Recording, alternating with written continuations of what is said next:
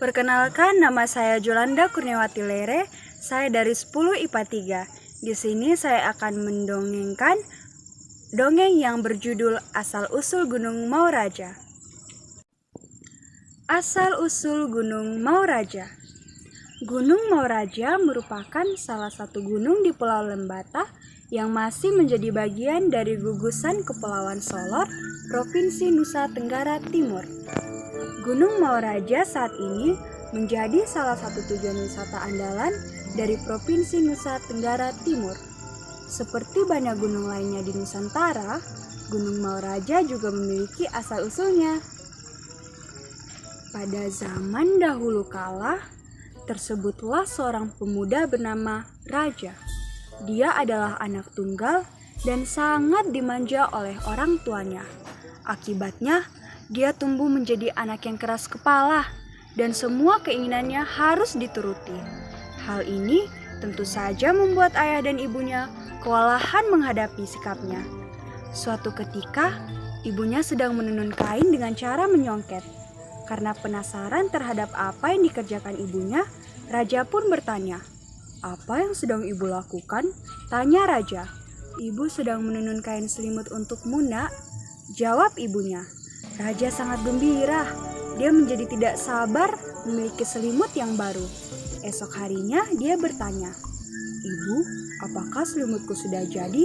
Ibunya menjawab, "Belum, Nak, sabarlah, biar ibu selesaikan dulu.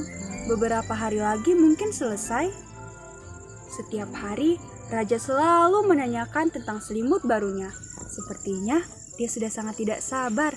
Hingga hari itu, dia bertanya kepada ibunya, "Ibu, apakah selimutku sudah jadi?" Ibunya hanya diam saja dan meneruskan menenun. "Kenapa ibu diam saja?" tanya Raja. "Wah, tidak menepati janji." Merasa malu dituduh oleh anaknya, sang ibu pun menjelaskan bahwa membuat kain selimut butuh waktu yang tidak sebentar. "Anakku Raja, ibu bukannya ingkar janji, tetapi menenun kain songket ini butuh waktu yang tidak sebentar." Mendengar penjelasan itu, Raja pun merasa menyesal karena telah menuduh ibunya ingkar janji. Sejak itulah, ia mulai sadar terhadap sikapnya yang suka kasar kepada ibunya. Pikiran itu pun terbawa ke dalam mimpinya. Malam itu, ia bermimpi didatangi oleh seorang kakek yang mengenakan pakaian putih-putih. "Hai anak muda, kenapa wajahmu murung?" tanya kakek itu dalam mimpi Raja. Raja pun menceritakan apa yang terjadi antara dia dengan ibunya. Cerita Raja dalam mimpi itu yang membuat sang kakek menjadi iba. "Jika kamu memang benar-benar merasa menyesal, maka kamu harus menebus kesalahan itu," ujar kakek itu. "Besok, bangunlah sebelum ayam jantan berkokok yang ketiga kalinya. Pergilah ke arah matahari terbit dan berjalanlah sampai kamu menemukan sebuah gua," kata kakek itu. "Tapi ingat, kamu harus diam selama perjalanan," tambahnya. "Baik, Kek," jawab Raja. Saat itu pula Raja terbangun. Meskipun hanya bermimpi, tetapi Raja pun segera melaksanakan nasihat kakek dalam mimpinya itu.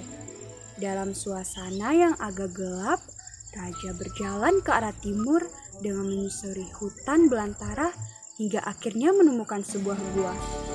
Raja dengan melangkah perlahan-lahan mendekati gua itu. Ketika ia berada di depan mulut gua, tiba-tiba ia mendengar suara menyapanya. "Cucuku, tidak usah takut, masuklah ke dalam gua ini," kata suara itu. Tanpa ragu-ragu, ia pun segera masuk ke dalam gua. Tampak seorang kakek yang pernah ia temui di dalam mimpi sedang duduk di atas lempengan batu besar.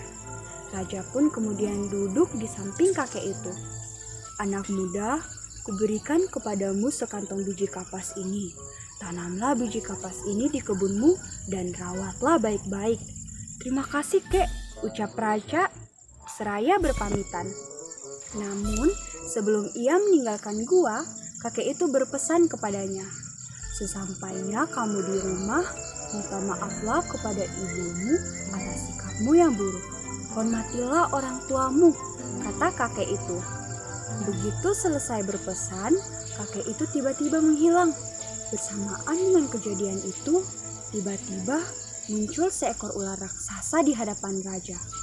Karena ketakutan, maka cepat-cepatlah raja meninggalkan gua itu. Setiba di rumahnya, raja pun segera meminta maaf kepada kedua orang tuanya atas sikap buruknya selama ini. Sejak saat itu, raja menjadi anak yang berbakti kepada orang tuanya. Raja juga langsung menanam biji kapas pemberian sang kakek.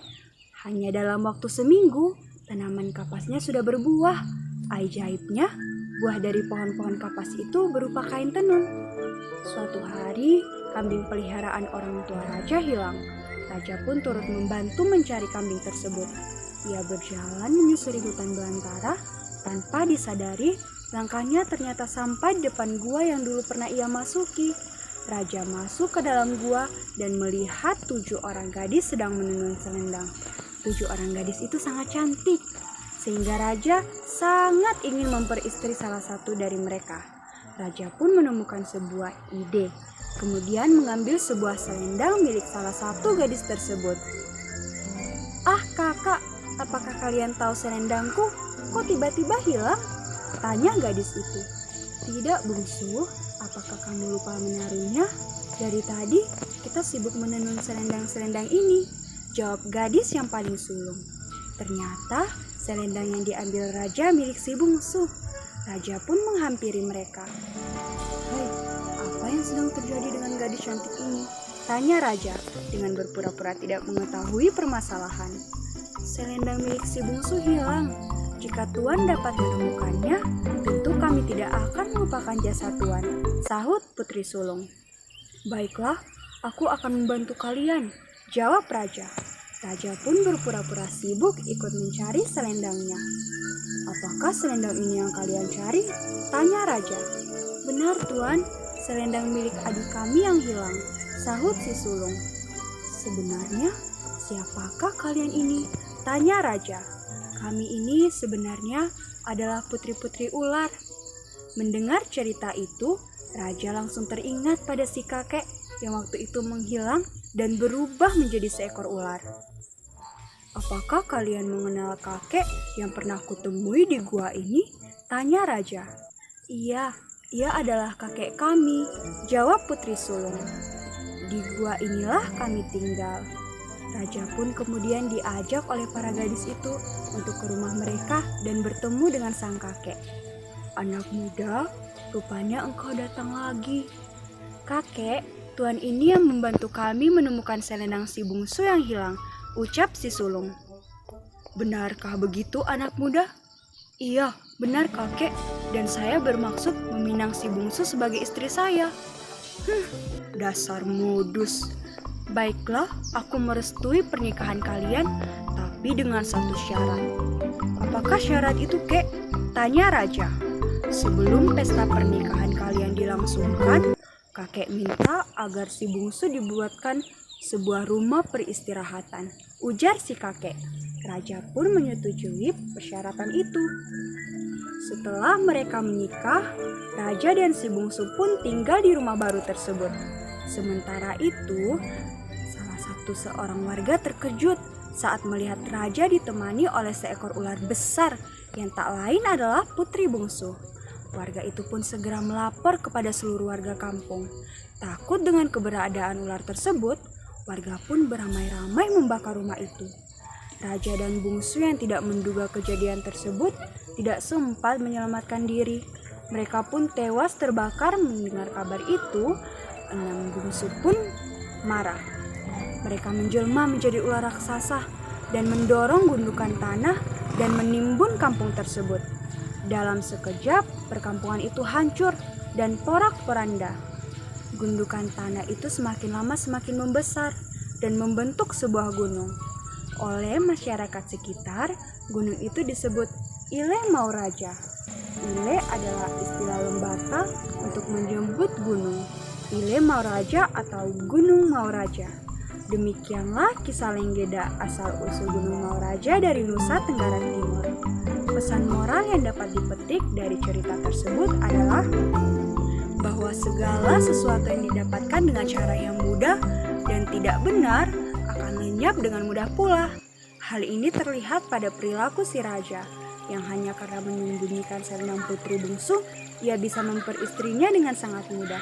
Terima kasih.